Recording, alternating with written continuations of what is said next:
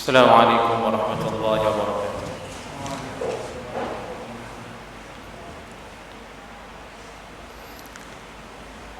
إن الحمد لله نحمده ونستعينه ونستغفره ونعوذ بالله من شرور أنفسنا ومن سيئات أعمالنا. من يهده الله فلا مضل له ومن يضلله فلا هادي له. أشهد أن لا إله إلا الله وحده لا شريك له وأشهد أن محمدا عبده ورسوله لا نبي بعده أما بعد. إخواني وأخواتي عافاني الله وإياكم أجمعين.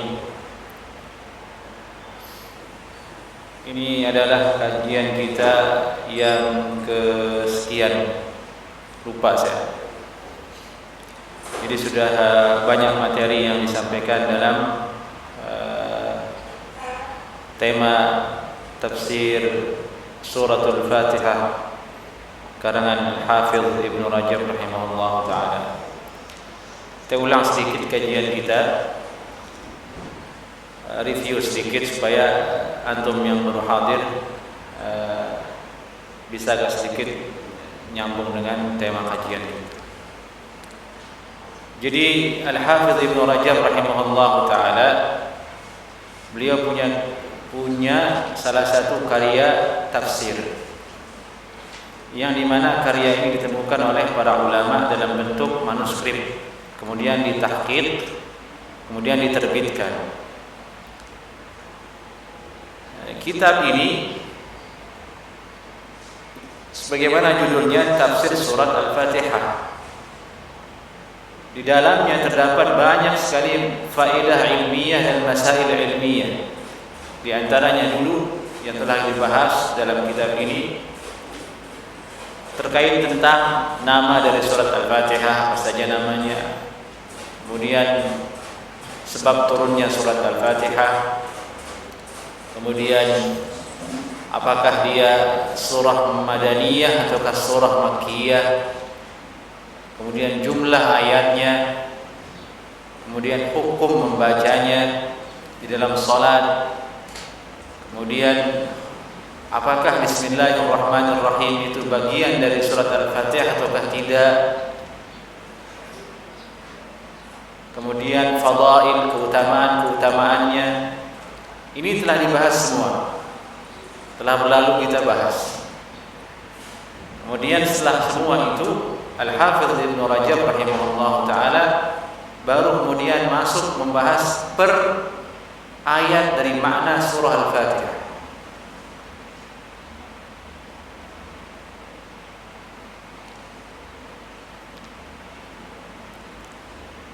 Pada pertemuan yang lalu, persisnya pekan yang lalu, kita membahas firman Allah, Alhamdulillahi Rabbil Alamin. Baru satu ayat dan belum selesai. Alhamdulillahi Rabbil Alamin. Adapun kalimat alhamdu itu telah kita bahas juga panjang lebar di sini dan dibahas begitu juga oleh Al-Hafidz Ibnu Rajab. Apa bedanya alhamdu dengan madhun, yakni pujian? Karena kalau diterjemah dalam bahasa Indonesia sama, alhamdu dengan madhun. Ini sama-sama artinya pujian. Jadi itu jika Anda melihat di tafsir terjemah itu alhamdulillah segala puji. Dalam bahasa Arab maknanya alhamdu lebih dalam lagi. Berbeda dengan al-madhu.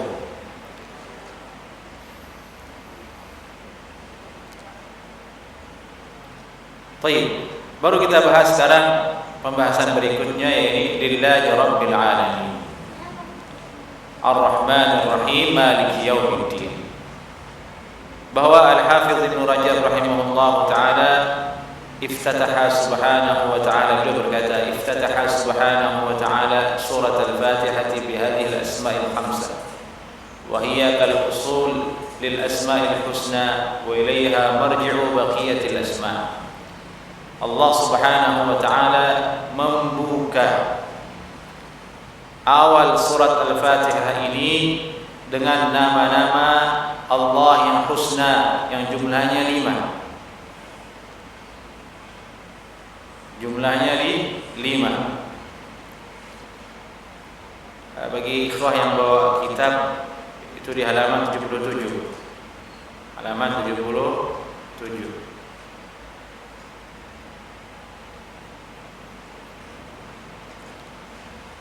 Alhamdulillahi rabbil alamin arrahmanir rahim maliki yaumiddin. Ini awal surah ini atau ayat-ayat ini terdapat di dalamnya 5 nama, kata Ibnu Rajab. Di mana kelima nama ini adalah Asmaul Husna tentunya.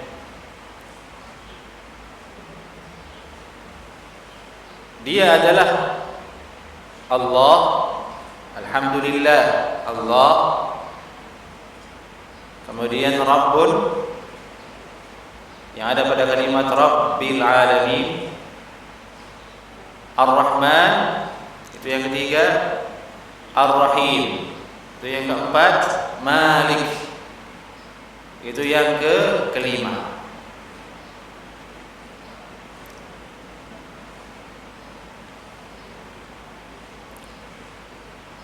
Kelima nama Allah Subhanahu wa taala yang ada di awal surah Al-Fatihah ini, kata Al-Hafidz Ibnu Rajab, kal usul lil asma'il husna. Dia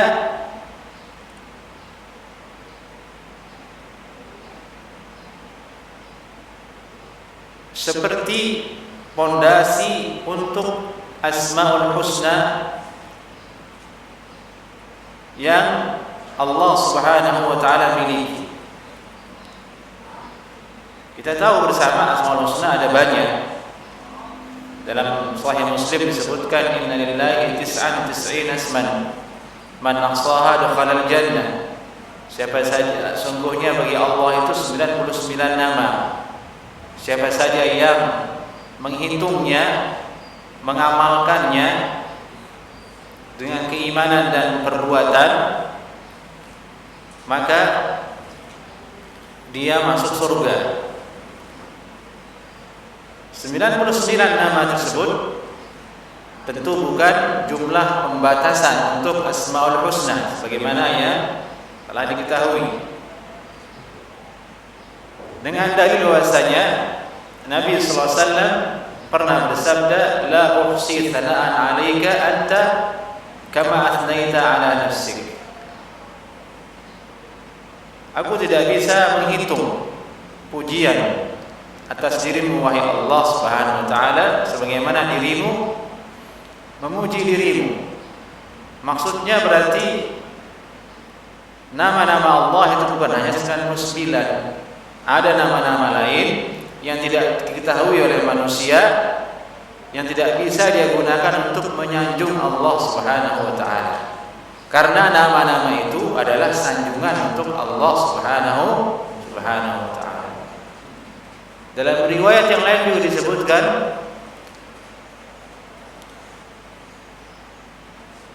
mimma ista'tharta bihi fi ilmi al-ghaib 'indak. Aku mohon kepadamu wahai Allah dengan nama-nama yang engkau sembunyikan dari hamba-Mu, hanya Allah yang tahu. Itu tentang Asmaul Husna sebagai sedikit pengulangan dan faedah. Nah, Asmaul Husna tersebut dengan keutamaan yang luar biasa itu kembali asal usulnya, dasarnya kelima nama yang ada di dalam surah Al-Fatihah. Al-Ghafur, At-Tawwab, Al-Qahhar, Al-Razzaq, Al-Hayy, Al-Qayyum. Semua nama-nama itu yang dia adalah nama yang husna kembali ke lima nama yang ada surah Al-Fatihah, dalam surat Al-Fatihah ini. Itulah maksud dari Al-Hafidz Ibnu Rajab berkata, wa hiya kal usul lil asma'il husna wa ilaiha marji'u baqiyatil asma'. Kelima nama ini Allah, Rabb, Ar-Rahman, Ar-Rahim, Malik. seperti pondasi atau dasar untuk nama-nama Allah yang husna, dan kepadanya lah kembali sebagian atau yang tersisa dari nama-nama Allah Subhanahu wa taala dalam Al-Qur'an dan hadis Nabi sallallahu alaihi wasallam.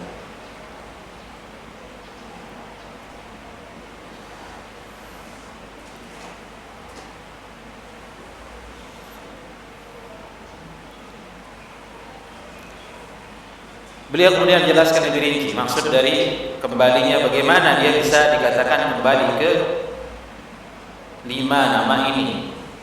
Bagaimana 5 nama husna, al-asmaul husna yang ada dalam surah Al-Fatihah ini sebagai intisari dari nama-nama yang lain. Kok bisa seperti itu? Alasannya apa? Nah, di sini Ibnu Rajab menjelaskan sekarang.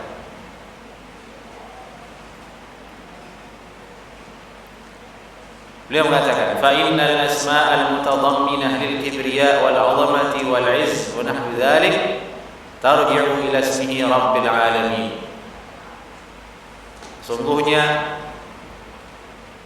nama-nama asma'ul husna yang mengandung di dalamnya makna kibriya, yakni kemaha besaran Allah Subhanahu wa taala, wal 'azamati dan maha agungnya Allah Subhanahu wa taala, wal 'izz dan maha tidak terkalahkannya Allah Subhanahu wa taala,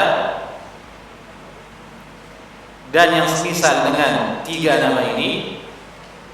Semua nama Allah yang husna yang maknanya mengandung ketiga makna ini, intisarinya ada pada nama Allah Rabbil Alamin, itu Rabb.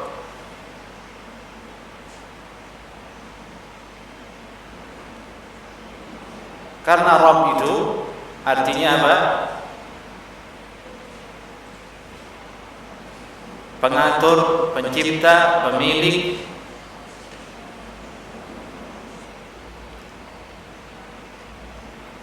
Coba pikirkan coba. Pencipta, pemilik, pengatur. Maha mencipta, maha memiliki, maha mengatur. Yang seperti ini sifatnya tentu akan terkumpul padanya, terdapat padanya sifat-sifat yang tadi kita sebutkan. Sudah tentu yang maha menciptakan itu kibriya, maha agung, maha besar. Iya kan? Cocok atau tidak?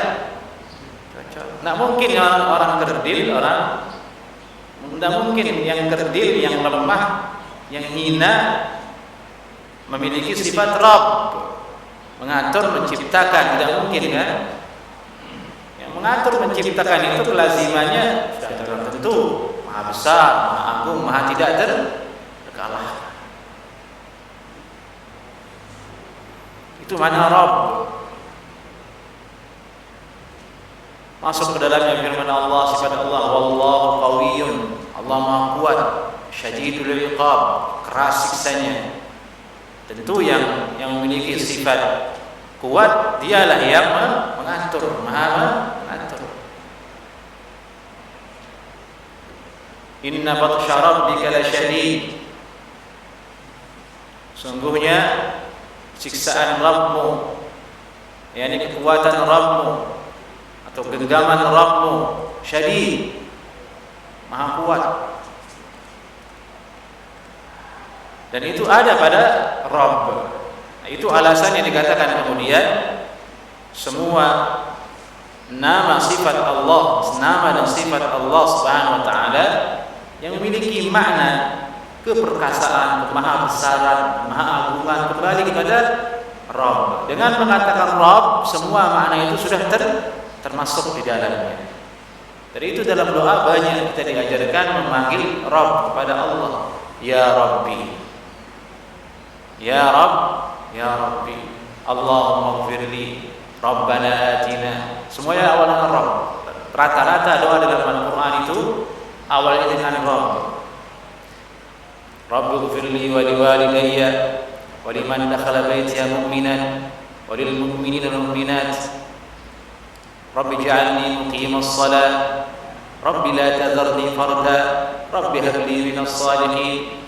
Banyak sekali doa-doa itu dalam Al-Quran semuanya diawali dengan kalimat Rabb, menunjukkan bahwasanya kita makhluk yang lemah ini sedang meminta kepada yang maha segala-galanya, maha agung, maha besar, maha perkasa, maha menciptakan, maha memberi. Nah ini ikhwah wa akhwati afani Allah wa iyyakum ajma'in. Kalau merasuk ke dalam pikiran dan benak dan jiwa kita makna ini dengan baik, diserap oleh diri kita dengan baik, kita pahami dengan benar, bergetar hati kita sekedar menyebut Rabb. Alhamdulillahi Rabbil Alamin. Ini bukan hanya sekedar Alhamdulillahi Rabbil Alamin, bukan sekedar aja. Justru sebaliknya, ketiadaan ilmu seseorang tentang masalah ini akan menjauhkan dirinya dari khusyuk dan memahami Al-Quranul Karim. Bahkan surat Al-Fatihah yang dia baca setiap hari dalam sholatnya. Sudah 30 tahun usia seseorang, sudah 25 tahun usia seseorang, bertahun-tahun dia sholat Alhamdulillahi Rabbil Alamin. Yang dia tahu hanya terjemahannya saja, Maha Suci, Maha segala puji bagi Allah. Apa terjemahannya? Tuhan semesta alam. Tidak menggigitkan ke dalam diri kita kalau kita tidak menyelami maknanya. Nah itu maknanya tadi Rabb itu.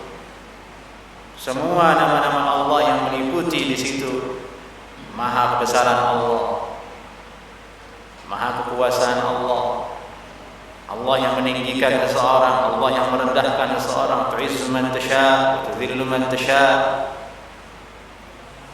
biyadikal khair. Allah yang memberikan rezeki kepada makhluknya, Allah yang yabsutur rizqa liman yasha, Allah memberikan, meluaskan rezeki kepada hambanya. Semua makna tersebut masuk ke dalam satu kalimat, satu nama dan sifat Rabb, Rabbil Alamin.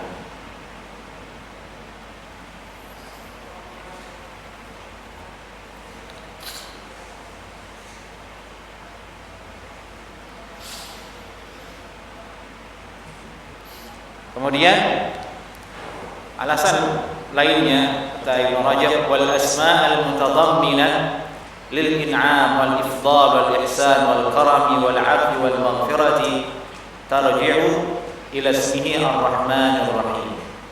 Dan adapun nama-nama Allah Subhanahu wa taala yang meliputi al-in'am, yakni sifat dari nama Allah yang memberikan nikmat kepada hambanya, wal ifdal, memberikan karunia kepada hambanya, wal karam wal ihsan, kemuliaan dan kebaikan kepada hambanya, wal afwi wal maghfirah, pengampunan, pemaafan, itu kembali kepada nama Allah Ar-Rahman Ar-Rahim. Kalau diterjemah Ar-Rahman Ar-Rahim artinya apa?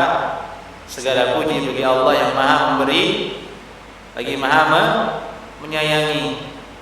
Nanti akan datang tafsirnya lebih detail insyaallah taala. Ini hanya untuk memberikan argumentasi kenapa semua nama Allah Asmaul Husna itu intinya ada pada 5 nama yang ada dalam surat Al-Fatihah.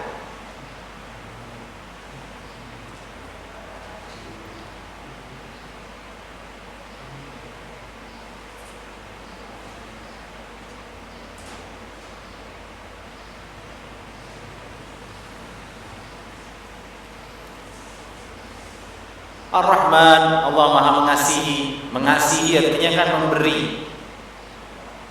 Tentu akan masuk ke dalamnya nama dan sifat Allah yang tadi al-in'am, Allah Maha memberi nikmat. Allah memberikan ifdal, karunia kepada hambanya. Allah memuliakan hambanya, baik dia kafir maupun dia muslim, semua Allah berikan. Itu makna yang terdapat dalam Ar-Rahman. Segala sifat Allah yang Dia Maha memberi, al-in'am, memberi nikmat kepada hambanya, masuk ke dalam Ar-Rahman. Allah yang beri semuanya itu. Orang kafir Allah yang beri, orang muslim Allah yang beri. Ingat saja, kalau kita ingat diri kita ketika kita dalam perut ibu kita, siapa yang berikan kita makan dalam perut ibu kita? Sehingga kita bisa bernafas di dalamnya, bisa bertahan hidup di dalamnya, sehingga detak jantung kita berdetak dengan normal. Kita tumbuh berkembang dalam perut ibu kita. Padahal di situ tidak ada paket masuk, tidak ada yang jual warteg dalam rahim itu, tidak ada yang jual susu dalam rahim itu. Diisolasi, terisolasi kita dalam perut ibu kita. Tidak ada siapapun di situ.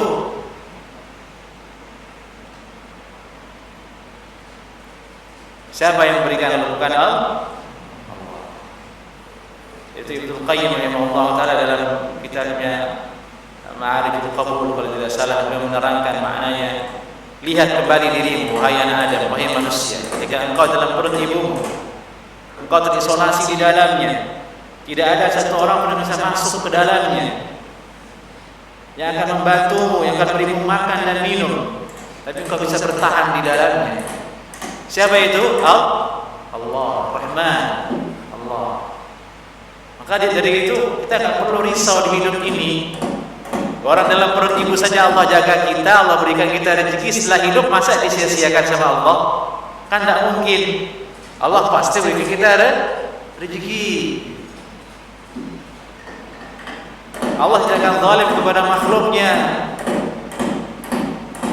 Nah, keyakinan semacam inilah yang harus kita miliki di hari-hari seperti ini, pandemi, orang susah, orang krisis. Supaya kita menjadi orang yang positif dalam berpikir, semangat dalam menjalani hidup, selalu berharap kepada Allah Subhanahu wa ta'ala. Ar-Rahman Ar-Rahim. Rahim, Allah Maha menyayangi. Ini lebih dalam daripada Ar-Rahman. Karena Ar-Rahman itu meliputi semua makhluk. Kambing diberi makan sama Allah, sapi diberi makan sama Allah, ayam diberi makan sama Allah. Orang kafir, orang yang jahat, orang yang bejat diberi rezeki oleh Allah Subhanahu wa ta'ala. Tapi Ar-Rahim, Allah Maha menyayangi, tidak semua diberi. Dari itu dari salah satu tafsir dari Ar-Rahim itu maksudnya Rahimud dunya wa Rahimul akhirah. Allah memberikan kasih sayangnya di dunia dan di akhirat, tapi untuk orang yang beriman. Untuk orang yang beriman. Nah, ini alasan yang kedua, maksudnya ini gambaran sehingga di mana ini merupakan inti dari sebagian nama-nama Asmaul Husna yang ada di luar surat Al-Fatihah dan di dalam hadis-hadis yang sahih. Wal asma' al-mutadamminah lil qahri wal batshi wal intiqam tarji' ila ismihi Malik. Adapun nama Allah Subhanahu wa ta'ala yang mengandung di dalamnya makna al-qahr wal batsh. Ini maha al-qahr artinya itu maha memaksa. Memaksa maksudnya itu kalau sudah berkehendak tidak ada yang bisa menghalangi kehendaknya. Itu arti al-qahr.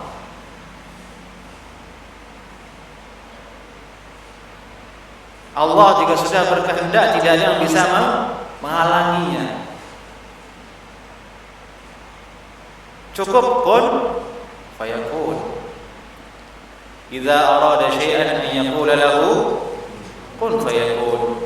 Allah Subhanahu wa ta'ala jika menghendaki sesuatu, Allah hanya berfirman kun, jadilah, fayakun, maka jadilah.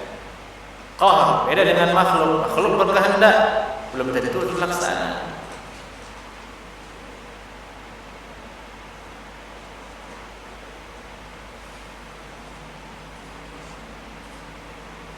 Manusia berkehendak sangat tipis kemungkinan akan terlaksana. Adapun Allah Al-Qahr, itu arti Al-Qahr. Ya, semua nama yang seperti itu, Maha Perkasa, Maha Kuat, itu kembali ke nama Allah yang Malik. Malik yaumiddin. Ada pada ayat Malik. Karena Malik artinya maharaja, maha menguasai. Menunjukkan bahwasanya kekuasaan Allah itu tidak ada batasnya, berbeda dengan makhluk yang tadi terbatas, dia berkeinginan tapi tidak tercapai. Sementara Allah tidak ada yang bisa menghalangi kehendaknya, pasti terjadi. Itu kira-kira penjelasan Ibnu Rajab rahimahullah taala ketika mengatakan, menyebutkan bahwasanya 5 nama Allah yang ada dalam surah Al-Fatihah di awal ini sebagai intisari atau inti dari sebagian atau sisa Asmaul Husna yang ada di dalam luar surat Al-Fatihah dan hadis Nabi sallallahu alaihi wasallam, maknanya kembali ke 5 nama ini. Maka dengan membacanya sudah terwakili, sudah tergambar dalam benak kita betapa maha agungnya Allah Subhanahu wa taala, betapa lemahnya diri kita, betapa kita ini butuh kepada Allah Subhanahu wa taala. Alhamdulillahirabbil alamin, arrahmanir rahim, maliki yaumiddin, seperti itu.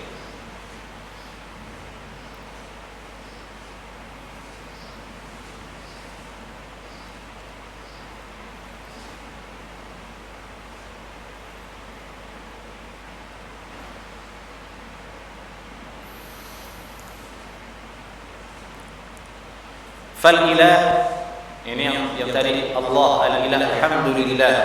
Allah itu diambil kata ilahun, itu yang sahih menurut ulama. Kalimat Allah itu mushtaq. Mushtaq itu maksudnya kalimat dalam bahasa Arab yang dia memiliki suku kata diserap dari kata yang lain, dia berubah.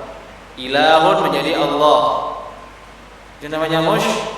Dan itu ada dalam perbendaharaan itu bahasa Arab, dan itu harus diketahui oleh orang yang mendalami ilmu tafsir secara ilmiah. Kalau tidak boleh orang mendalami ilmu tafsir kalau tidak punya ilmu bahasa Arab. Jadi itu jarang ulama itu muncul dalam bidang tafsir, karena dia membutuhkan ilmu-ilmu yang berat, yaitu ilmu bahasa, seperti ilmu istiqaq yang tadi itu. Ada ilmunya itu istiqaq, semua kalimat itu diurai dari mana asalnya, apa maksudnya. Kalau seperti ini bentuknya, maksudnya bagaimana? Dia berubah-ubah. Belum balaghahnya, yakni retorika berbicara bangsa Arab kuno dulu. Bayangkan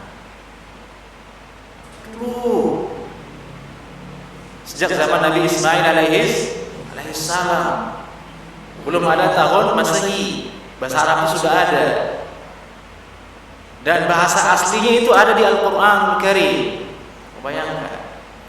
Jadi ketika orang membaca Al-Quran itu, dia sedang membaca kekayaan ilmu bahasa yang sangat tinggi, itu bahasa Arab. Orang Arab saja masih buka tafsir kalau baca Al-Quran, apalagi orang Indonesia. Orang Arab nih kalau disuruh baca Al-Quran tafsirkan, gak berani dia, gak punya ilmu saya. Dia Arab tapi bukan berarti dia menguasai bahasa Arab yang dia adalah ilmu Al-Quran dan ilmu hadis. Sangat luar biasa dia. Dan sejarahnya ilmu bahasa Arab itu ada dalam Sahih Bukhari, disebutkan bagaimana dulu kabilah Jurhum itulah yang datang ke negeri Makkah, bertemu dengan Nabi Ismail dan menikah dengan Nabi Ismail, salah satu perempuannya. Kemudian Nabi Ismail alaihissalam adalah orang yang paling fasih bahasa Arab setelah dia menikah dengan perempuan kabilah Jurhum itu. Nabi Ismail ayahnya Nabi Ibrahim. Ibrahim itu Ibrani bahasanya, bukan bahasa Arab.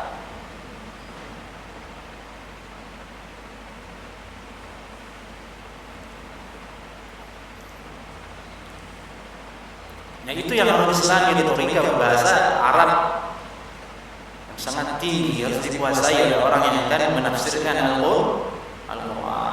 Dari itu sering terjadi perbedaan pendapat dalam masalah tafsir, di karangan para sahabat, di karangan para ulama. Ya karena itu tadi berbeda-beda kemampuan mereka dalam menangkap makna yang ada dalam kalimat tersebut. Ini maksud dari ilah di faedah. Ilah Allah itu asalnya dari ilah, artinya sesembahan, sesuatu yang disembah.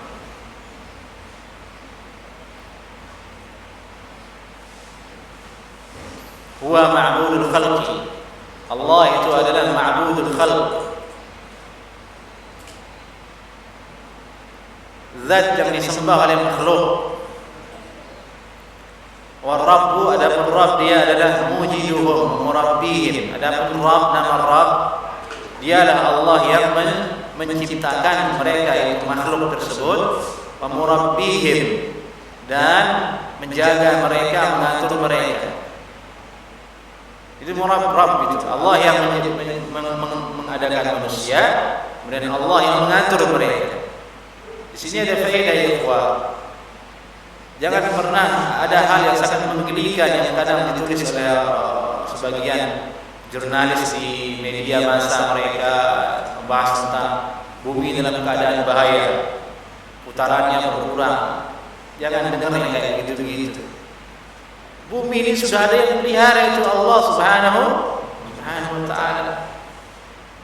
Dia khawatirkan ada bongkahan es di kutub sudah meleleh, nanti akan karena panas global.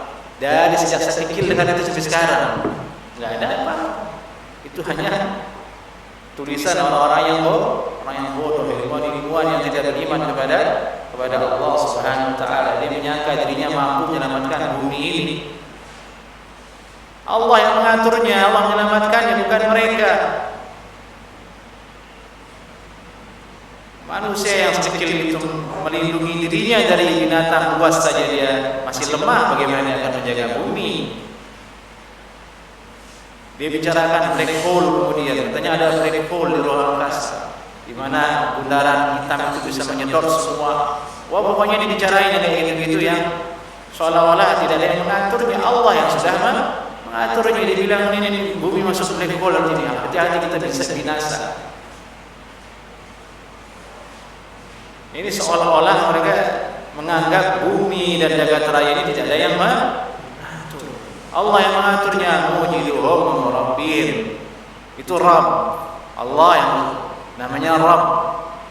Ar-Rahman Ar-Rahim, syamil lahum bil ihsan al-ajil wal ajil. Ar-Rahman Maha mengasihi dan Maha menyayangi, yang meliputi makhluk ini dengan dua sifat itu, yang memberikan kebaikan kepada manusia, al-ajil wal-ajil, baik dunia maupun akhirat. Wa maliki yaumiddin huwal mujazi lahum bi amalihim fil akhirah, dan dialah Allah Maha Raja di hari akhirat. Dialah yang memberikan pahala kepada makhluknya dengan perbuatan-perbuatan mereka kelak di akhirat.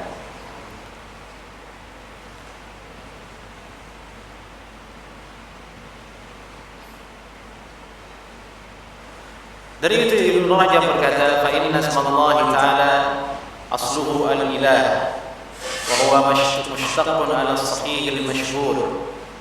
Sungguhnya kalimat Allah itu asalnya al-ilah, dan dia mushtaq adalah kalimat yang bentuknya mushtaq, berubah, diambil dari kata yang lain bentuknya. Ala sahih al-masyhur, menurut pendapat ulama bahasa yang paling populer dan masyhur. Wal ilahiyah taqtadi al-ghayat al-matlubah allati li ajliha khuliqa al-khalqu fid dunya wa li ajliha bu'ithat ar-rusul wa unzilat alaihim al-kutub. Dan penyembahan tersebut ilahiyah sesuai dengan nama Allah, yang Allah ilah. Penyembahan tersebut taqtadi al-ghayat al-matlubah. Konsekuensinya adalah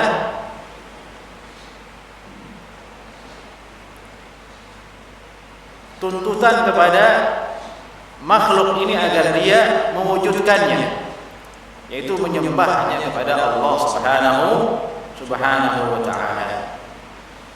Allati li ajliha khuliqa al-khalqu fid dunya, yang dimana karena alasan perintah menyembah itulah kemudian makhluk dan dunia ini diciptakan oleh Allah Subhanahu wa ta'ala. Wa li ajliha bu'itsatir rusul, dan oleh karena sebab itulah, yakni sebab penyembahan kepada Allah itulah kemudian rasul-rasul itu diutus oleh Allah Subhanahu wa ta'ala. Wa unzilat alaihimul kutub, dan karena itulah juga alasannya kitab-kitab suci itu diturunkan oleh Allah Subhanahu wa ta'ala. Ini agar manusia itu mewujudkan apa? Makna yang ada pada nama Allah, yaitu ilahiyah, menyembah Allah Subhanahu wa ta'ala. Jadi tidak cukup kita hanya bilang Allah. Orang Kristen juga bilang Allah. Iya kan? Tuhan Allah, Tuhan Bapa, Tuhan Ibu. Nauzubillah min dzalik. Maksudnya ialah mentauhidkannya dengan beribadah. Jika kamu tahu sudah nama Allah itu maksudnya penyembahan, maknanya secara harfiah Allah itu yang disembah, yang hanya disembah, sesembahannya makhluk, ya maka sembahlah. Sebelumnya kamu sudah tahu juga yang menciptakan dirimu adalah Allah Subhanahu wa ta'ala. Jadi itu Allah menurunkan kitab, menurunkan para rasul, menurunkan wahyunya, bahkan menciptakan bumi langit ini tujuannya untuk itu, agar makhluk ini menyembah kepada Allah Subhanahu wa ta'ala. Dan itu ada pada firman Allah, "Ma khalaqtul jinna wal insa illa liya'budun." Aku tidak ciptakan jin dan manusia kecuali agar mereka menyembah kepadaku, menyembah Allah Subhanahu wa ta'ala. Ini adalah bantahan untuk orang-orang yang mengatakan Allah menciptakan langit dan bumi karena Nabi Muhammad sallallahu alaihi wasallam, dari kalangan orang-orang yang mutasawwifah, orang-orang tasawuf yang ekstrim dalam meyakini Nabi Muhammad sallallahu alaihi wasallam sehingga melebihi dari batas yang Allah telah gariskan dan Rasulullah sallallahu alaihi wasallam gariskan sendiri kepada kita. Dia mengatakan kalau tidak ada Rasulullah sallallahu alaihi wasallam, bumi langit itu tidak diciptakan. Dibuatlah hadis palsu di situ. Laulaka lamma khalaqtul aflaq. Kalau bukan karena wahai Muhammad, aku tidak ciptakan falak. Falak maksudnya jagat raya. Hadis palsu, dan itu ada di kitab-kitab kuning, bukan di koran, di kitab-kitab kuning. Itu populer di santri-santri yang mengaji. Tapi itu hadis palsu, menyalahi yang benar. Benar adalah Allah ciptakan langit dan bumi ini agar kita menyembah kepada Allah Subhanahu wa ta'ala. Allah juga berfirman dalam surah Al-Anbiya ayat 25, "Wa ma arsalna min qablika min rasulin illa nuhi ilaihi annahu la ilaha illa ana fa'budun." Dan tidaklah kami mengutus sebelum engkau wahai Nabi Muhammad sallallahu alaihi wasallam utusan, ini rasul, illa nuhi ilaihi, kecuali kami wahyukan kepada rasul tersebut sebelum dirimu itu, annahu la ilaha illallah, bahwasanya tidak ada yang berhak diibadati selain Allah, tidak ada yang berhak disembah selain Allah Subhanahu wa ta'ala. Fa'bud illa ilaha illa ana fa'budu, maka sembahlah. Al-Anbiya ayat 25. Ini dalil tentang bahwasanya Rasul itu diutus dengan tujuan agar menegakkan tauhid dan menegakkan sesembahan kepada Allah Subhanahu wa ta'ala. Allah juga berfirman, "Wa ma umiru illa liya'budullaha mukhlishina lahu ad-din hanafa." Ini Al-Bayyinah ayat 5. Dan tidaklah mereka diperintahkan, ini para rasul tersebut, illa liya'budullah, kecuali agar mereka menyembah Allah. Tidaklah di perintahkan manusia ini itu agar mereka menyembah kepada Allah Subhanahu wa taala dengan mengikhlaskan agama, mengikhlaskannya kepada Allah Subhanahu wa taala dan menyimpang dari kesyirikan. Allah juga berfirman, "Innani ana Allahu la ilaha illa ana fa'budni." Taha ayat 14. Innani ana Allah, sesungguhnya akulah Allah. La ilaha illa ana, tidak ada yang berhak diibadati selain saya, selain Allah, selain aku. Fa'budni, maka sembahlah aku. Sembahlah aku. Ini ayat-ayat yang menunjukkan bahwasanya Allah, makna Allah dalam alhamdulillah, jelasan tentang lillah itu segala puji bagi Allah. Allah itu adalah yang disembah. Maknanya yang disembah, dan Allah menciptakan langit dan bumi agar manusia menyembahnya. Allah mengutus Nabi agar manusia menyembah Allah. Allah menurunkan kitab agar manusia menyembah Allah. Tapi manusia banyak yang menyimpang dari hal ini.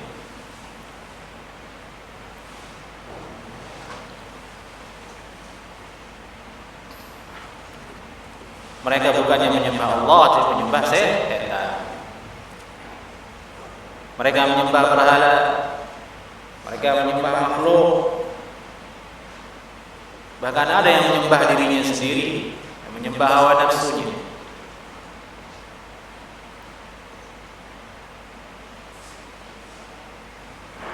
Jika seseorang mengetahui makna tujuan dirinya yang diciptakan oleh Allah di atas muka bumi ini untuk menyembah kepadanya, ya jelas berarti tujuan hidup seseorang. Dia tidak perlu lagi risau, tidak perlu lagi dia bimbang untuk menafsirkan makna hidup sebagaimana yang sering dilakukan oleh orang-orang yang membuat puisi, orang-orang yang sastrawan. Hidup ini apa? Dicari-cari hidup ini apa ya? Bingung, nggak pernah baca Al-Quran soalnya, nggak pernah ngaji. Hidup apa? Subhanallah, selesai. Ya, mereka buat kata-kata yang kosong maknanya. Hidup adalah begini-begini. Kalau kita teliti, omong kosong, tidak ada maknanya. Kalau bahasa kita pret gitu, nggak ada ini. Sudah jelas, banyak ayat, banyak hadis. Kamu hidup wahai manusia, taat ibadah kepada Allah, itu tujuan. Itu tujuan. Maka dari itulah kemudian ini menjadi spirit orang yang beriman. Apapun yang dia lakukan dalam urusan dunia selalu terpaut dengan Allah Subhanahu wa taala. Dia berusaha, dia ingat Allah. Allah yang memerintahkan saya untuk berusaha supaya saya bisa menjaga diri. Dia berjual beli, Allah yang suruh saya jual beli. Itu mana ibadah, bukan maksudnya sholat 24 jam, bukan. Memang itu, tapi bukan itu maksudnya. Sehingga kita lupakan urusan dunia, jangan salah kaprah. Dulu sahabat datang ke Nabi SAW, setelah datang ke Nabi SAW mereka keluar, mereka berdiskusi. Kalau kita lihat Nabi, ya Allah, kita ini tidak apa-apanya. Ya udah, kalau begitu saya akan bertekad, saya akan selalu sholat malam setiap malam. Yang satunya lagi sahabat berkata, la tazawwajun nisa, saya tidak akan menikah dengan perempuan. Bikin ribet. Dia mengibadah saja. Yang satu mengatakan, saya puasa. Puasa tidak akan berbuka. Sepanjang hari saya akan puasa. Mendengar itu Nabi SAW keluar, wahai kalian, orang yang paling tinggi takwa dan ibadahnya kepada Allah itu saya. Tapi saya ini menikahi perempuan. Tapi saya ini kalau malam tidur. Tapi saya ini kalau siang kadang makan, kadang puasa. Allah ingin meluruskan agar jangan seseorang jatuh kepada makna dan cara yang salah dalam menilai ibadah. Yang tadi itu salah. Kamu ingin sholat, dia ingin puasa sepanjang hari tanpa berbuka. Senin puasa, Selasa puasa, Rabu puasa, Kamis puasa, Jumat puasa, Sabtu puasa, Ahad puasa, Senin puasa lagi. Itu salah. Nah ini sahabat ini memaknai ibadah itu berarti harus betul-betul se-ekstrim-ekstrimnya. Ternyata salah, salah kata Nabi. Enggak begitu kata Nabi. Saya kata Nabi, hari ini puasa, besok saya berbuka. Itu yang betul. Yang satunya lagi, saya kalau malam kata Nabi, saya tidur. Nanti bangun, salat tahajud. Bukan tidak tidur, maksudnya ibadah itu bukan maksudnya sholat malam dari isya sampai subuh nggak tidur, itu salah. Yang satu lagi dia bilang enggak mau nikah. Dia bikin ribet jadi menikah. Ya kalau bikin emang ribet sih menikah ya. Duit belum lamarnya, belum ngasih nafkah ke istri, belum ributnya sama istri, belum. Tapi tidak bisa, itu sudah aturan. Kalau enggak kita akan jatuh kepada dosa. Nah, ini sahabat khusus saya nggak mau nikah. Karena kalau saya nikah saya akan mendahulukan nafsu saya akan banyak, syahwat saya akan banyak, bersenang-senang saya banyak. Karena menikah itu adalah nikmat paling tinggi di dunia, menikah. Dari itu paling lamban manusia dapat rezeki menikah. Makan minum dapat tuh, umur 2 tahun udah makan, umur 3 tahun udah minum, umur 5 tahun udah bagus-bagus pakaiannya, umur 10 tahun dibeli sepeda sama abinya, balik beli motor. Nikah kapan? Nanti. Nikmat paling tinggi di dunia, dari itu paling akhir diberikan, paling ujung nih. Jadi itu sahabat mengatakan begitu, saya kalau menikah ini tidak jadi ibadah nanti, saya akan tenggelam dalam syahwat dengan birahi saya, sehingga nggak jadi saya ibadah, nggak mau nikah. Nabi membantahnya. Saya menikah. Dan ternyata ada yang seperti itu di dunia, ekstrim dalam ibadah. Secara umum, bukan hanya orang Islam, orang Buddha, orang Nasrani, dia klaim ini tidak menikah kan? Buddha tidak menikah, nggak mau dia. Dia ngira ini itu syahwat. Saya ini. Pendeta juga begitu. Tapi apa terjadi? Berzina di dalam gereja. Nauzubillah min dzalik, itu terungkap di Italia kan? Dan itu sudah rahasia umum. Menyelesaikan kontraknya sebagai manusia. Ada yang ekstrem khawarij dulu, ibadah terus. Kata Abdullah bin Abbas itu sampai telapak kakinya itu kapalan kayak batu. Khawarij itu dulu. Ketika Abdullah bin Abbas datang untuk menasihati mereka supaya taubat, ribuan banyak. Diutus Abdullah bin Abbas supaya Nabi SAW ceramahi dia, nasihati mereka supaya kembali kepada hak. Diajak diskusi ribuan. Abdullah bin Abbas bercerita, mereka itu wajahnya pucat, rata-rata khawarij itu. Karena apa? Tahajud tiap malam. Orang kalau kurang tidur pucat enggak? Pucat. Kakinya kapalan, saking lamanya berdiri dalam sholat.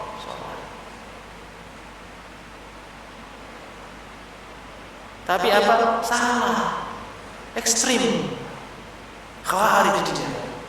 Karena ketaatannya itu perfect yang diinginkan dalam ibadah itu membuat mereka jatuh kepada apa? Mengkafirkan orang yang berbuat dosa.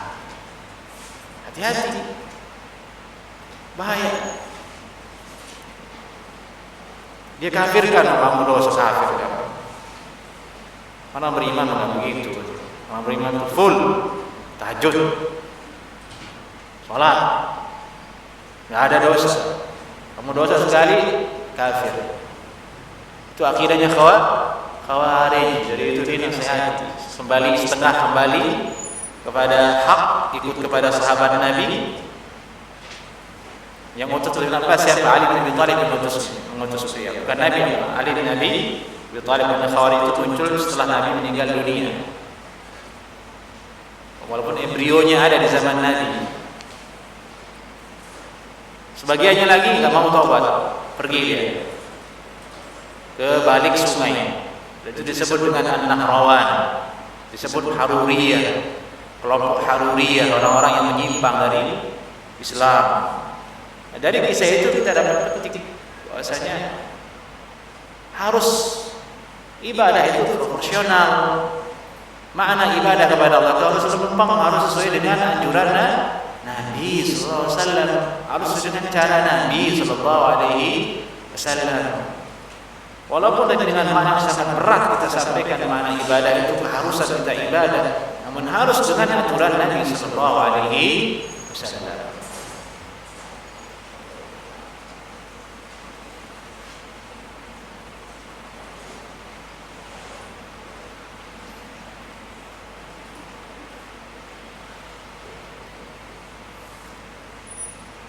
Ibnu Rajab kemudian memberikan faedah, beliau berkata, "Wala tatma'innun nufus, wala tatma'innun nafs, wala taskun illa bi'ibadatillahi wahdah wa ta'alluhihi." Jiwa manusia itu, jiwa kita ini, ikhwah dan ibu-ibu, akhwat di belakang, jiwa kita itu, nyawa kita itu, perasaan kita dalam benak diri kita itu, diri kita itu tidak akan pernah tenteram, tidak akan pernah tenang illa bi'ibadatillahi wahdah, kecuali dengan ibadah kepada Allah Subhanahu wa taala,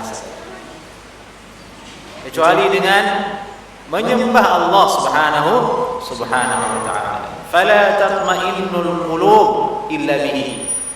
Dan hati kita itu tidak akan mungkin bisa tenang kecuali dengan menyembah Allah Subhanahu wa taala.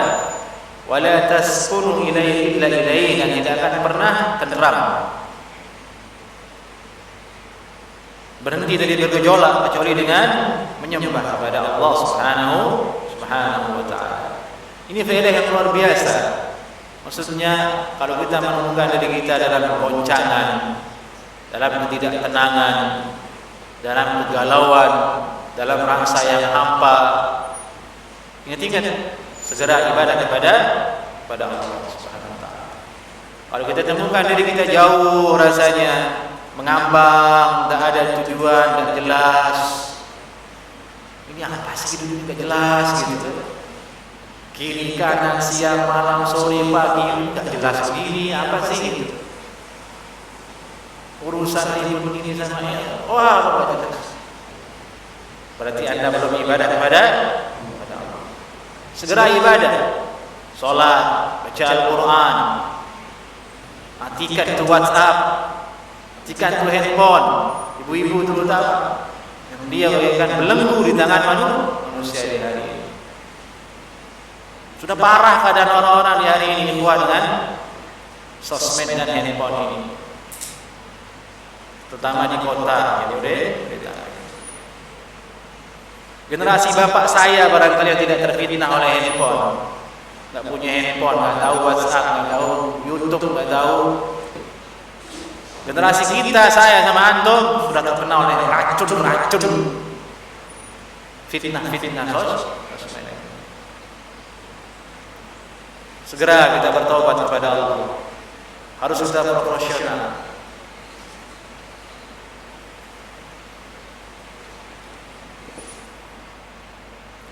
Walaupun itu berat, itu berat. Ini makna keutamaan dari ibadah. Jadi itu orang kafir itu, walaupun dia bergelimang dengan harta benda, jiwanya tidak akan tenteram,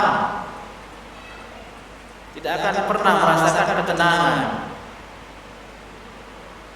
Ujung-ujungnya mereka akan bunuh diri, menyimpang dari fitrah kemanusiaannya. Itu banyak kita dengar orang kaya, artis, penyanyi bunuh diri, penyanyi terkenal bunuh diri,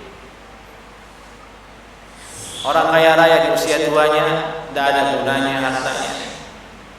Banyak seperti itu, tidak ada manfaatnya karena urusan dunia, karena duniawi itu ternyata jamaah dia tidak bisa memberikan ketenangan untuk jiwa.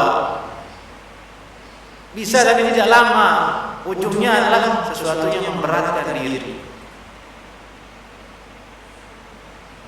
Sejenak orang itu senang dengan harta benda, sisanya dia akan susah, jiwanya akan berontak. Contoh orang punya handphone baru, senang, masya Allah, handphone baru, iPhone 17 misalnya, senang dia, sebulan paling. Setelah itu biasa aja di handphone, muncul lagi yang baru, itu begitu terus. Motor, bagus ini, Yamaha sama Honda ini, insya Allah kayak ninja kelihatannya, ingin punya, berjola hatinya, pengen punya. Dia beli, setelah itu ya dijual, boros lagi, jual, cari lagi yang lain, begitu terus. Dia beli rumah, wah ini kayaknya ini rumah ini mantap, ini rumah ini ada aksestornya, ini rumah ini restoran dekat dari sini, bisa gue di sini juga, beli di situ. Sama juga, lama-lama sempit di rumah ini. Ya sempit lah, setiap hari di situ. Seluas apapun tempat itu, setiap hari orang ke sana, lama-lama sempit. Ini doang luas. Dia pengen lagi lebih luas. Itu dunia. Tidak pernah tenang jiwanya, mau lagi. Sampai urusan istri. Dia nikah bulan madu 3 bulan, 4 bulan, setelah setahun sebiasa aja. Dia pengen lagi cakar sama istrinya, jadi fitnah untuk dia. Ya dunia seperti itu. Satu-satunya yang bisa menenteramkan jiwa itu ya ibadah kepada Allah. Dari itu Nabi orang yang paling tenang, orang yang paling tenang, selalu senyum, selalu gembira, tidak pernah membuka masam pada sahabat, tidak pernah memukul, tidak pernah membentak istrinya, tenang. Padahal tidak bergelimang harta yang mewah-mewah, Nabi sallallahu alaihi wasallam tidak. Bahkan riwayatkan beliau tidur di telapak rumah sampai membekas punggungnya. Disebutkan rumahnya Nabi atapnya itu fondasi, langit-langitnya disentuh dengan tangan begini. Kuncinya ini di hati, di jiwa. Itu yang paling pertama harus kita miliki. Di samping kita juga mencari dunia, diimbangi itu. Kalau tidak bahaya. Kalau tidak berbahaya. Jadi itulah maksud dari Ibnu Rajab. Jiwa ini tidak akan tenang, tidak akan pernah menemukan ketenteramannya dalam ibadah kepada Allah Subhanahu wa taala.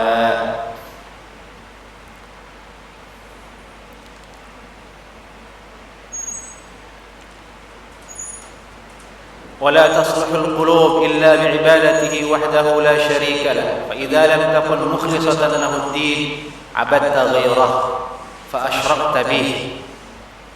Hati tidak akan pernah baik kecuali dengan ibadah kepada Allah saja, tidak mempersekutukannya. Jika hati itu tidak ikhlas memberikan ibadah kepada Allah Subhanahu wa taala, maka engkau artinya menyembah selain Allah Subhanahu wa taala. Fa asyrakta bihi, dan engkau syirik. Fa hasala laha min al-fasad bihasabi ma fiha min asy-syirik, maka akan terjadi kerusakan di dalam hati seseorang sesuai dengan kadar ukuran syirik yang dia lakukan. Di sini Ibnu Rajab sekarang masuk membahas tentang syirik. Karena kaitannya dengan kalimat Allah tadi itu. Allah asalnya ilah, artinya penyembahan, menyembah kepadanya. Lawanannya apa? Syirik. Dari itu beliau membahasnya di sini. Wasyirku taratan mukhrijan 'anil millah. Syirik itu kadang bisa mengeluarkan manusia dari agama. Syirik besar maksudnya. Apa contoh syirik besar? Ya, dia mengatakan Allah punya anak seperti orang Nasrani, syirik besar, keluar dari Islam. Apa contoh syirik besar? Dia berdoa kepada wali di dalam kuburnya. Dia datang ke kuburan si wali, dia berkata, wahai wali fulan, berikan saya anak, masukkan saya ke surga. Dipanggil namanya. Ini syirik besar, bisa keluar dari agama. Apa contohnya syirik besar? takut kepada Nyi Roro Kidul. Kalau tidak diberi sesajen nanti terjadi musibah. Ayo diberi sesajen dulu. Berarti dia mengiyakan, menyetujui, meyakini ada selain Allah yang memberi mudarat, mendatangkan mudarat, sehingga mesti diberikan sesembahan. Syirik itu jamaah banyak itu terjadi. Sedikitnya mengingkarinya, kalau diingkari ditangkap antum. Karena dianggap akan ingin merubah budaya ekstrim atau dicap ekstrim. Dan ini memang zamannya kaum muslimin yang memegang akidah yang sahih, orang Islam yang lurus agamanya itu besar ujiannya. Dia dituduh ekstrim, dituduh teroris, dituduh macam-macam. Nauzubillah min dzalik. Dituduh yang paling sekarang yang paling tinggi itu adalah intoleran. Dituduh intoleran. Ya apa sih yang intoleran? Kaum muslimin yang sebanyak ini di Indonesia kalau memang intoleran udah nggak ada lagi tuh orang selain Islam di sini. Itu bubuk semua. Tapi kan nyatanya enggak. Yang punya mall siapa? Cina, orang kaya dibiarin. Ya kan? Yang punya gerai wisata siapa? Sinar Mas. Cina kan?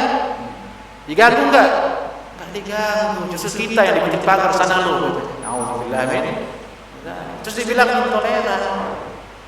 Di mana letak intoleran? Mereka mengatakan intoleran karena kesenangannya merasa diusik dengan ucapan.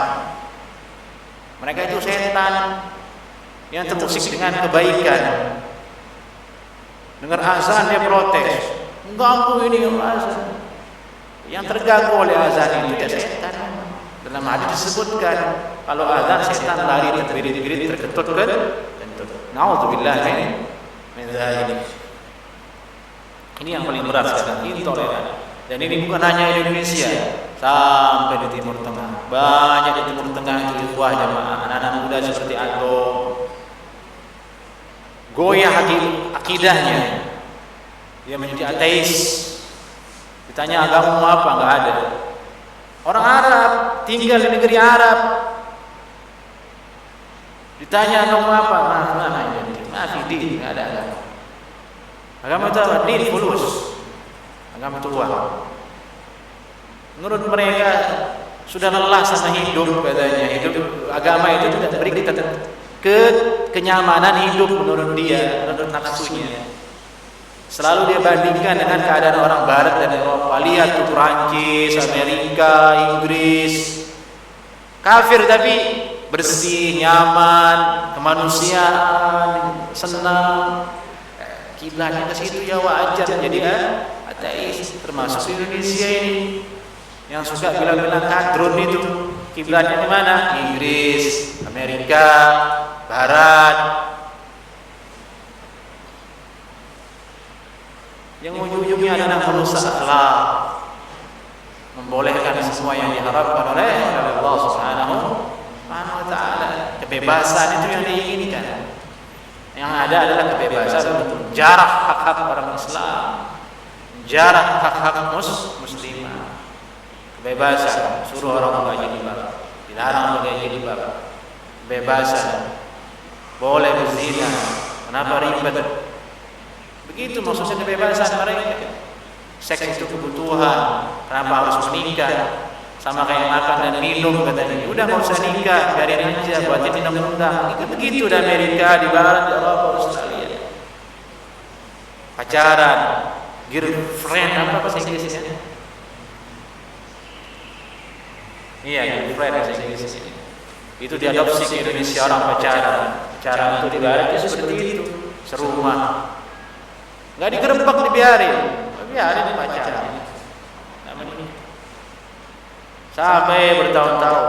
Nanti kalau sudah punya anak, sudah merasa cocok, baru dia nikah. Dan itu ada yang mengusulkannya di Timur Tengah, ikhwan. Anda nggak tahu. Diberitakan itu di Imarat, kalau tidak salah itu. Ada yang mengusulkan orang-orang ateis di situ. Di Mesir ada yang mengusulkan nikah percobaan 2 bulan. Tujuannya untuk menyelamatkan rumah tangga. Nikah percobaan 5 tahun. Maksudnya selama 5 tahun itu suami mengatakan cerai, talak nggak dihitung karena masih percobaan. Nah, ini melanggar syariat, itu dibantah oleh ulama itu. Itu dianggap di mana? Diadopsi dari barat. Dia lihat barat itu kalau menikah setelah matang dua-duanya sehingga tidak terjadi perceraian setelahnya. Karena perceraian itu merugikan perempuan, merugikan laki-laki juga dan menelantarkan si anak. Dia ingin kemaslahatan dunia, caranya seperti itu. Coba dulu menikah serumah pacaran, bertahun-tahun satu rumah tanpa ada mobil itu, tanpa ada mas kawin, senang-senang aja udah. Nanti dia punya anak merasa cocok, saya cocok nih sama dia. Ini nggak terjadi perceraian. Itu diadopsi. Dia ingin seperti itu. 5 tahun diberi jarak. Undang-undangnya menikah 5 tahun percobaan. Kalau terjadi cerai dalam 5 tahun itu mau 3 kali, mau 2 kali tidak dihitung. Dianggap pemutihan. Diputihkan. Jadi syariat itu ada di Mesir. Di Mesir itu. Hati-hati. Dan itu bisa diserap oleh orang-orang di sini. Dia baca begini, ngomong di media. Orang-orang punya panggung bicara. Semua itu diambil dari barat. Kerusakan yang bisa menerima di barat.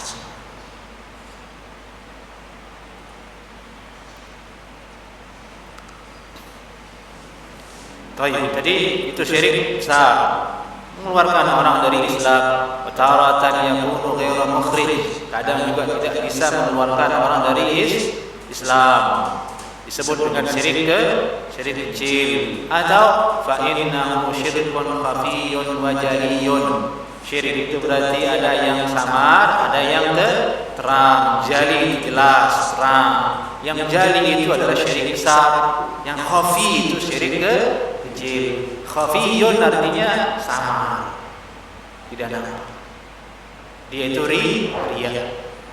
Ini yang bahaya untuk orang yang beriman. Orang yang sudah muslim, dia sudah muslim, tidak syirik besar. Satu lagi syirik yang berbahaya itu syirik khafi, itu riya, tersembunyi.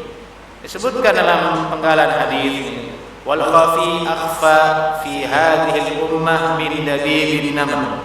Dan syirik yang samar tersembunyi itu sifatnya dia lebih samar dari seekor semut yang merayap di batu. Antum bisa dengar semut merayap. Ini Nabi yang punya perumpamaan ini. Seumpama semut yang merayap di batu.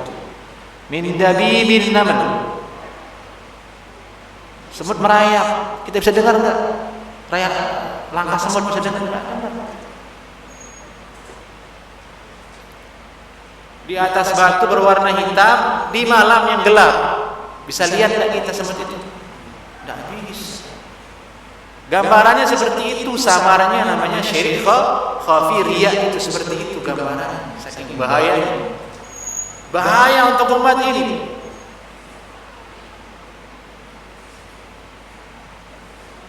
Di sebuah hadis disebutkan dalam Musnad Ahmad, disebutkan apa itu riya itu ya Rasulullah? Riya itu ayusalli ar-rajul, ada laki-laki salat, Allahu Akbar, tapi supaya dihilangin sama orang di sampingnya, fulan bagus salat, ingin disanjung, ingin dipuji, ingin dapat aplaus.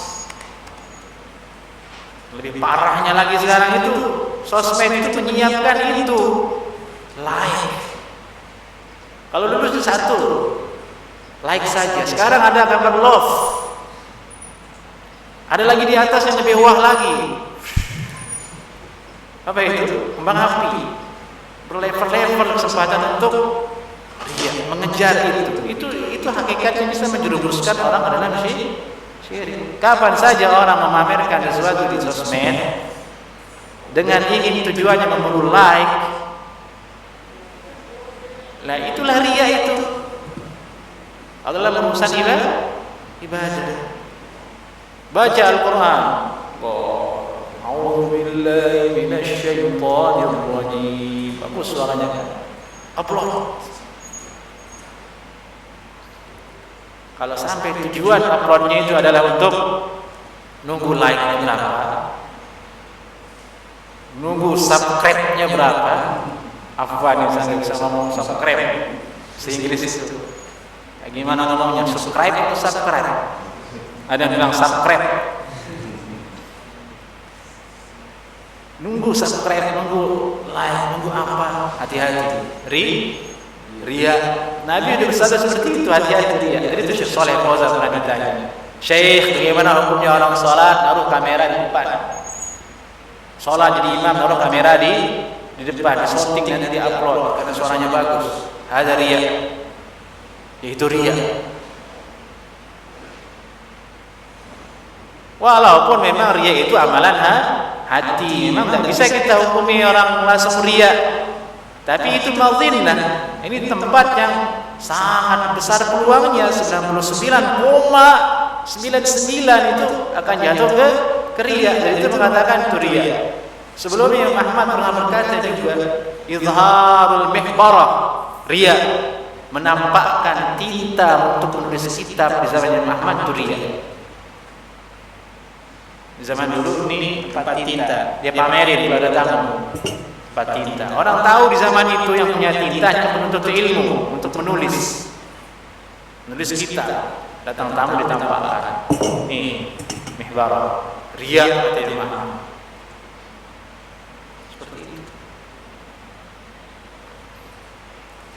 Bahkan ulama yang lebih dalam lagi dalam masalah menjaga hati dari ria itu ada mengatakan salah satu yang bisa menyebabkan orang ria diziarahi oleh orang. Diziarahi oleh orang bisa menjadikan orang ria. Misalnya yang ziarah kepada antum, ustaz yang paling antum sukai dan ustaz yang paling populer, yang pengikutnya jutaan, tiba-tiba datang ke rumah antum, senang nggak? Senang. Bila perlu kamera. Bila perlu tetangga tahu ini datang ke saya ini. Bisa buat orang ria. Dari itu Nabi bersabda tadi, seumpama semutnya, dabib itu artinya itu melangkah pelan-pelan, merayap di batu warna hitam, di gelap malam yang hitam. Suaranya kita dengar, semutnya tidak kita lihat. Seperti itu ngerinya ria. Dan ini menurut sana hati, dan dia disebut mengerikan karena dia disebut syirik. Disebut syirik artinya ibadah yang dilakukan itu tidak murni kepada Allah Subhanahu wa taala. Akhirnya dia hanya melakukan ibadah, pahalanya tidak ada. Nauzubillah min dzalik. Dari itu ulama mengatakan, diajarkan juga kita lebih afdal mana baca Quran dengan suara keras atau suara kecil? Lebih afdal suara kecil. Kenapa? Lebih selamat dari ria. Lebih afdal mana sedekah terang-terangan atau sembunyi-sembunyi? Kata ulama lebih afdal sembunyi-sembunyi. Kenapa? Lebih selamat dari ria. Semua rata-rata jawabannya lebih selamat dari ria. Orang nyari selamat dari ria yang dia adalah hakikat dari syirik kecil. Ada ulama dulu kalau ramai jamaahnya kumpul begini, dia ngisi kajian jamaahnya banyak. Sebelum keluar dia lihat, banyak banget ya. Enggak jadi diisi, batal kajian. Dulu ada masalah seperti itu. Kenapa? Takut dia ria. Bahaya. Karena syirik, yaitu syirik. Dan ini adalah tantangan untuk orang-orang soleh. Orang-orang yang soleh. Maling tidak akan masuk ke rumah orang miskin. Ini adalah tantangan orang-orang soleh. Semakin tinggi agama antum, semakin tinggi antum ibadah kepada Allah, semakin bagus antum berserah diri kepada Allah. Ini penyakit ria datang menyerang kiri kanan. Anda harus waspada. Tapi kalau tidak ada rasa takut ria, takut ini berarti Anda itu masih cetek banget beragama. Masih tidak ada agamanya. Apa yang mau diriakkan orang dia enggak sholat? Apa yang mau diriakkan? Dia tidak bisa baca Al-Quran. Apa yang dia mau riakkan? Dia nggak bisa baca kitab. Begitu. Baik.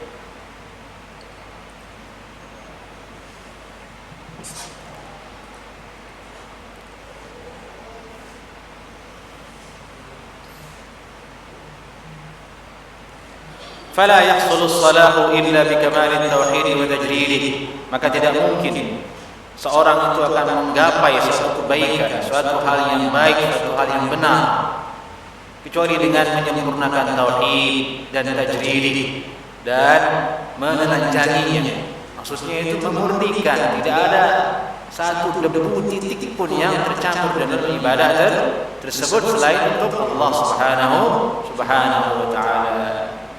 Inilah yang disebut dengan ayyukum ahsanu amalan. Di antara kalian mana yang paling bagus amalannya, bukan yang paling banyak. Sedikit tapi ikhlas.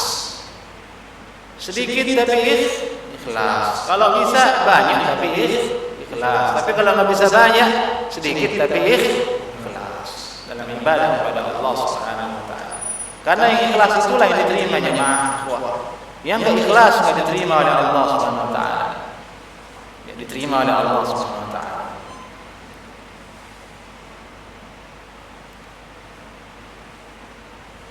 Wa haqiqatuhu, dan hakikat daripada tauhid itu sendiri, annahu la yu'allahu siwa Allah azza wa jalla mahabbatan khasyatan wa raja'an. Tidak ada yang diibadati selain Allah Subhanahu wa taala dengan rasa kecintaan dan rasa khasyah takut, wa rajaan, dan rasa penuh harap kepada Allah Subhanahu wa taala. Dan ini adalah rasa-rasa yang harus ada dalam ibadah seseorang kepada Allah Subhanahu wa taala. Itu dia habbah, mencintai ibadah tersebut. Tahu enggak artinya mencintai jemaah? Begini loh gambarannya orang mencintai itu. Yang idealnya paling tinggi itu, dulu pernah saya sampaikan di sini juga. Kalau seseorang laki-laki itu senang sama perempuan, kalau dia ingin datang ke rumah perempuan itu senang nggak? Senang nggak? Senang. Antum senang nggak dulu waktu datang ke istri antum, calon istri antum? Senang kan? Saya mau ke rumah calon istri nih, mau nikahi dia. Senang nggak? Senang. Seperti itu kan juga sholat. Mau sholat nih, sudah dengar azan. Harusnya rasa itu senang. Wah, mau sholat. Alhamdulillah Allah memanggil saya mau sholat. Ya Allah yang ciptakan saya, Allah yang memberikan saya rezeki. Senang nih saya mau sholat. Tapi diberi pahala juga sama Allah. Itu arti mahabbah. Menyembah Allah dengan mahabbah. Rasa suka, rasa cinta. Itu berat. Sekarang siapa yang sudah merasakan seperti itu? Saya pun tidak pernah merasakan seperti itu. Saking banyaknya dosa kita. Adanya kita malas, Allahu Akbar, sehingga ngantuk. Allahu Akbar di masjid, chatting di grup. Lagi lihat Shopee sama Tokopedia, si ibu.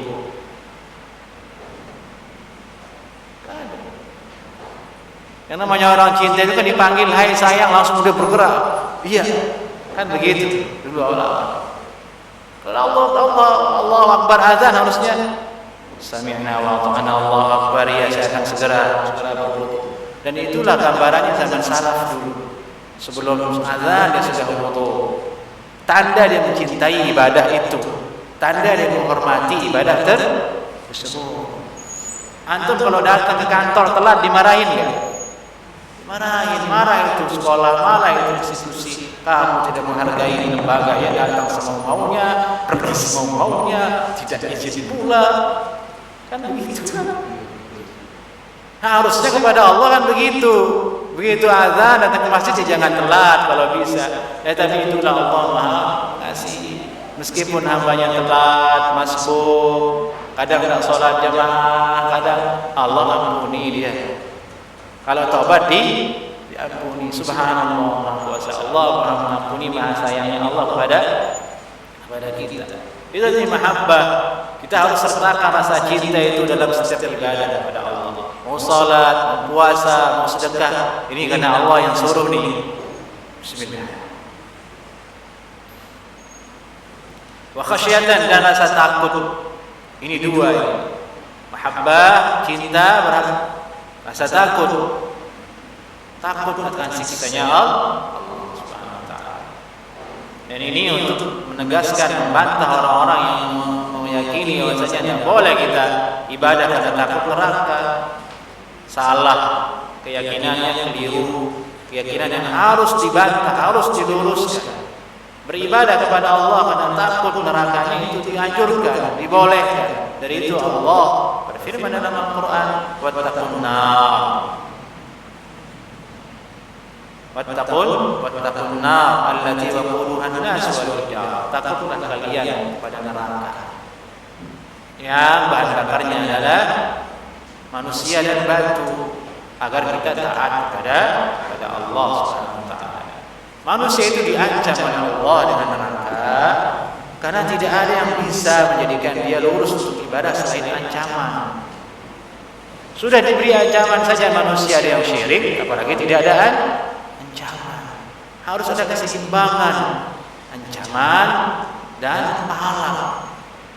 Dan itulah yang ada dalam pendidikan, diajarkan dalam pendidikan. Kalau kamu ingin didik anak, harus ada dua ini berimbang, ancaman dan hadiah. Bahasa pendidikannya punishment apa? Nah, gitu. Punishment dan reward. Itu ada dalam Islam punya. Hanya karena diinggriskan saja sih, hanya keren. Memang kayak gitu kayak orang Indonesia. Kalau diinggriskan jadi keren. Padahal kalau diterjemahin, Allah itu aja kamu bilang. Nah, haula wala quwwata. Bukan hanya orang Indonesia, sampai orang Islam pada umumnya saking terpengaruhnya oleh orang barat. La haula wala quwwata illa billah. Sampai makanan pun begitu. Ayam itu kalau diberi nama fried chicken kedengarannya enak. Tapi kalau pakai bahasa Indonesia, ayam goreng biasa aja. Ayam pakai tepung enggak enak katanya. Coba namain ini bahasa Inggris chicken, wah makan dia. Dan itu ayam kata. Bahasa Indonesia itu kan sayur sama sayur. Sayur yang enak itu kan bayam, kemudian toge dan semacamnya. Dikasih sambal aja. Apa namanya? Gado-gado. Orang sedikit yang beli gado-gado. Antum ke hotel kasih nama bahasa Inggris itu. Apa bahasa Inggrisnya itu? Gado-gado. Sayur sama itu. Ada bahasa Inggrisnya itu menjadi luar biasa mewah kelihatannya. Saya berpikir apaan sih orang Indonesia segitu-gitunya sama orang barat. La haula wala quwwata illa billah. Itulah nilai-nilai yang hilang. Nilai yang hilang. Baik. Takut kita kepada Allah. Ini hakikat dari kita mentauhidkan Allah. Kalau kita ibadah kepada Allah sertakan rasa takut kita. Ingat dosa-dosa kita. Ya Allah, saya ini banyak dosa, banyak kesalahan, ampuni ketika kita sholat. Itu cara meraih khusyuk dalam sholat. Mau sedekah, ya Allah, saya ini banyak dosa, banyak kesalahan. Saya mau sedekah supaya Allah ampuni saya. Cukup itu ikhlas. Warajaan, dan mengharap. Ini berimbang, takut dan mengharap. Harap kepada Allah diberikan pahala, berharap diberikan surga. Itulah hakikat dari tauhid, menyembah Allah dengan rasa cinta, dengan rasa takut akan nerakanya, dengan berharap akan surganya. Fala yuhabbu li dzatihi siwahu, tidak ada yang boleh dicintai dengan zatnya selain Allah Subhanahu wa taala. Yang wajib kita cintai itu karena dianya itu hanya Allah Subhanahu wa taala. Yang lain itu dicintai karena ada unsur lain, karena ada unsur dia taat kepada Allah, karena ada unsur itu baik kepada sesama manusia. Tapi cintai karena dianya, zatnya itu hanya Allah Subhanahu wa taala. Itu kata Ibnu Rajab, fala yuhabbu bi dzatihi siwahu. Tidak ada yang boleh dicintai karena zatnya selain hanya Allah Subhanahu wa ta'ala. Wa ma 'adahu innama yuhabbu tab'an li mahabbatillah ta'ala lahu. Adapun selain Allah dia dicintai karena mengikut kepada kecintaan kepada Allah Subhanahu wa ta'ala. Kama yuhabbul anbiya wal awliya wal malaikah, sebagaimana mencintai para nabi, para wali Allah dan para malaikat, karena mereka adalah orang-orang yang taat dekat dengan Allah Subhanahu wa ta'ala.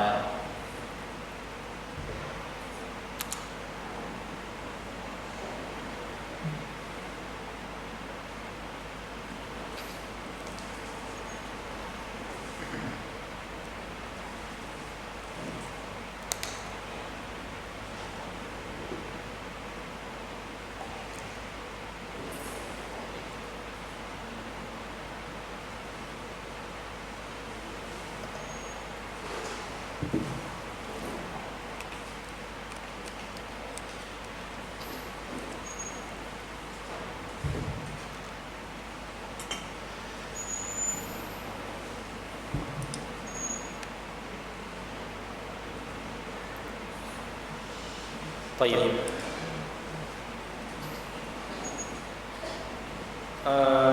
Rasanya mungkin sampai di sini dulu ya kajian kita.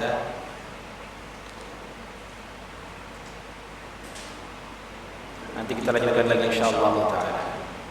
Ini kitab harus dibaca satu per kalimat supaya kita mendapatkan ilmu dan faedah. Dengan membaca dan menyelaminya itu sudah cukup sebagai ilmu, karena isinya luar biasa. Tafsir surat Al-Fatihah yang ditulis oleh Ibnu Rajab rahimahullah taala sangat syarat dengan ilmu. Sampai di sini dulu, sampai perkataan beliau wala yakhafu illallah, dan tidak ada yang ditakuti kecuali Allah Subhanahu wa taala. Sampai di situ dulu, dan ini kaitannya masih dengan tafsir menyelami makna dari Allah, yakni yang berhak diibadati. Baik. Ada yang ditanyakan di silakan.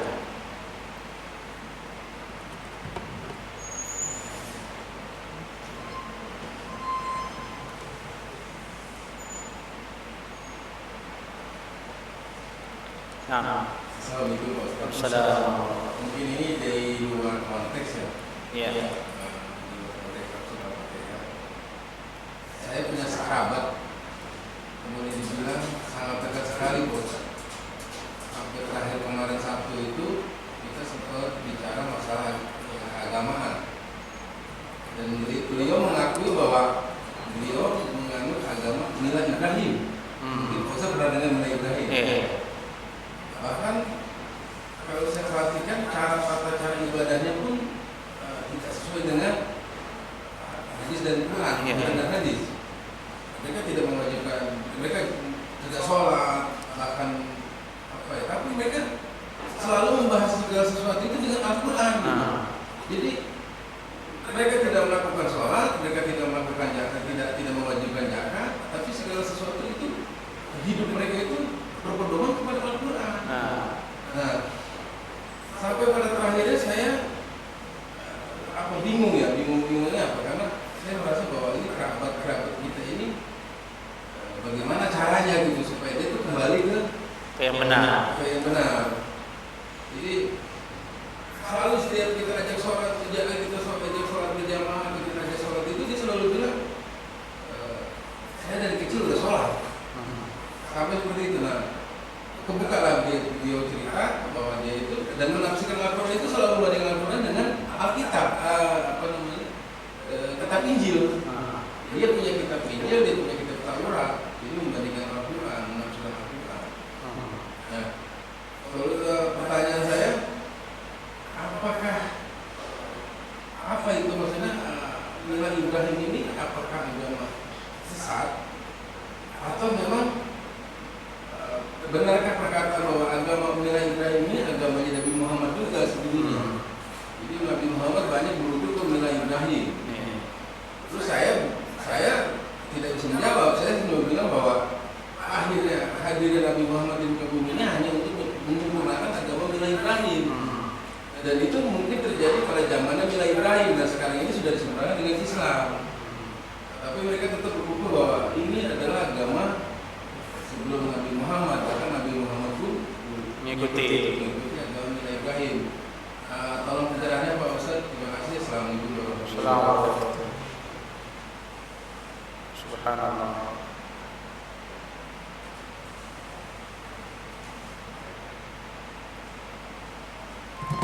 Baik. Ini nampaknya sekte sesat, sekte sangat sesat. Walaupun dia mengatasnamakan dirinya itu berpedoman kepada Al-Qur'anul Karim. Dia sesatnya mungkin syubhatnya itu pada kalimat millah Ibrahim. Dia salah mengartikan. Millah Ibrahim itu ada dalam Al-Qur'an disebutkan. Itu dalam surah Al-Hajj ayat 78. Awalnya berbunyi wajahidu fillahi haqqa jihadihi huwa jtabakum wa ma ja'ala 'alaikum fid din min harajin millata abikum Ibrahim wa sammakumul muslimin. Berjihadlah kalian di jalan Allah dengan jihad yang sebenar-benarnya. Dialah Allah yang telah memilih kalian dan tiadalah Allah Subhanahu wa taala menjadikan atas kalian dalam agama ini kesusahan. Agama kalian ini adalah millat abikum Ibrahim. Dulu adalah agama bapak kalian yaitu Ibrahim alaihissalam. Nah, ini firman Allah. Maksudnya adalah agamanya Nabi Muhammad sallallahu alaihi wasallam itu sama dengan agamanya Nabi Ibrahim. Apa isi pokok ajaran Nabi Ibrahim? Itulah pokok ajaran Nabi Muhammad. Apa itu pokoknya? Tauhid. Tauhid, mentauhidkan Allah, menyembah Allah, itulah agamanya Nabi Ibrahim. Itu juga ajarannya Nabi Muhammad. Yang beda itu syariatnya. Syariatnya itu maksudnya pelaksanaan tata cara ibadahnya yang berbeda-beda. Nabi Muhammad sallallahu alaihi wasallam diberikan tata cara syariat kepada beliau dan kepada kita umat ini, tata cara yang paling ringan. Salat hanya 5 waktu. Tidak sampai 100 kali. Salat hanya 5 waktu. Puasa sekali setahun, berhaji sekali sebulan. Zakat bagi yang mampu. Itu saja itu inti syariat daripada Nabi Muhammad sallallahu alaihi wasallam. Dari itu Nabi Muhammad dijadikan sebagai penutup para nabi dan rasul. Wa ma Muhammadun ahaba ahadin min rijalikum walakin Rasulullah khataman nabiyyin. Tidaklah Muhammad itu adalah bapak-bapak di antara bapak-bapak yang ada di antara kalian, tetapi dia adalah nabi dan penutup para rasul. Ini semua agama itu sama dulu. Nabi-nabi yang asli dulu itu Nabi Ibrahim dan Nabi Muhammad sama tauhid, syariatnya beda ditutup kemudian. Nah, yang wajib diikuti sekarang itu adalah hanya agama yang dibawa oleh Nabi Muhammad sallallahu alaihi wasallam. Kenapa? Karena agama yang dulu Nabi Ibrahim yang dulu, Nabi Isa, Nabi Nuh sudah tidak ada lagi kitabnya. Nabi Musa alaihissalam sudah dihapus oleh Allah. Jangan ikuti itu lagi. Semua pokok ajarannya sudah ada pada Al-Quran. Ikuti Al-Quran saja. Nah sekarang kalau ada orang ngaku millah Ibrahim, saya mengikuti millah Ibrahim, yang mana realnya mana?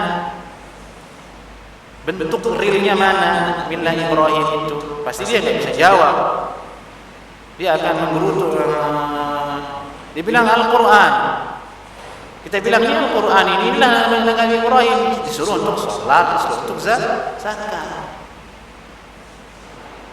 Begitu cara membantah dia. Jadi syubhatnya ringan sebenarnya syubhatnya.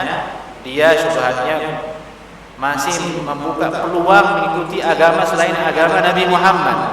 Yaitu agama Nasrani, bisa diikuti itu tuh dengan alasan millah Ibrahim, karena Nabi Isa juga sama agamanya dengan Nabi Ibrahim. Dan orang seperti ini kalau sudah diajarkan yang benar, yang hak, masih ngeyel, dia kafir, dia bukan muslim, dia tidak mau sholat, tidak mau zakat. Artinya dia tidak mengakui Nabi Muhammad harus diikuti. Dia mengklaim dirinya mengikuti Nabi Ibrahim, dan itu kekufuran, kafir. Sama seperti orang Kristen dia bilang saya ikut Nabi Isa, masih bagaimana hukumnya kan? Kafir, itu bahaya itu. Bahaya. Walaupun dia bilang pedoman Al-Quran, tapi kan nggak cukup dengan kata-kata. Kalau anda ikuti Al-Quran, katakan begitu, maka anda harus ikuti petunjuknya di dalamnya. Itu ada sholat, ada zakat. Itulah agama Nabi Muhammad. Adapun billah Ibrahim itu tauhid maksudnya. Jangan syirik. Harus mentauhidkan Allah Subhanahu wa taala. Begitu. Dan kalau anda sudah menyampaikan kepada dia yang hak, yang benar, dengan poin yang tadi itu, semua agama yang selain Islam ditolak oleh Allah. Nabi Ibrahim sudah meninggal dunia, kitabnya tidak ada yang tersisa. Nabi Muhammad penutup Nabi dan Rasul, dialah yang wajib diikuti. Kalau mengikuti yang lain, anda kafir, anda menjadi Yahudi dan Nasrani. Nah, kalau sudah dijelaskan seperti itu, dia masih nggak mau sholat, sudah berlepas diri darinya. Dia bukan orang Muslim. Kalau sudah dijelaskan. Dan banyak seperti ini di masyarakat, di akar-akar rumput itu banyak membicarakan agama tanpa ilmu.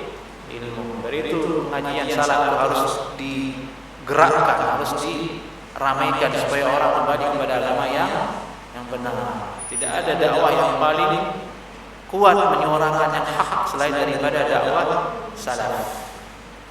Dan itu terbukti. Yang lain dakwahnya ya ajak tawa aja. Ya kayak gitu-gitu. Tidak sombong ya, maksudnya itulah kebenaran, nampak kebenaran itu di situ. Hak itu di situ yang harus bisa ada. Semoga kerabat dan itu mau segera kembali dan hilang dari syubhat ini. Barakallahu fiik. Aqulu qouli hadza. Assalamualaikum warahmatullahi wabarakatuh.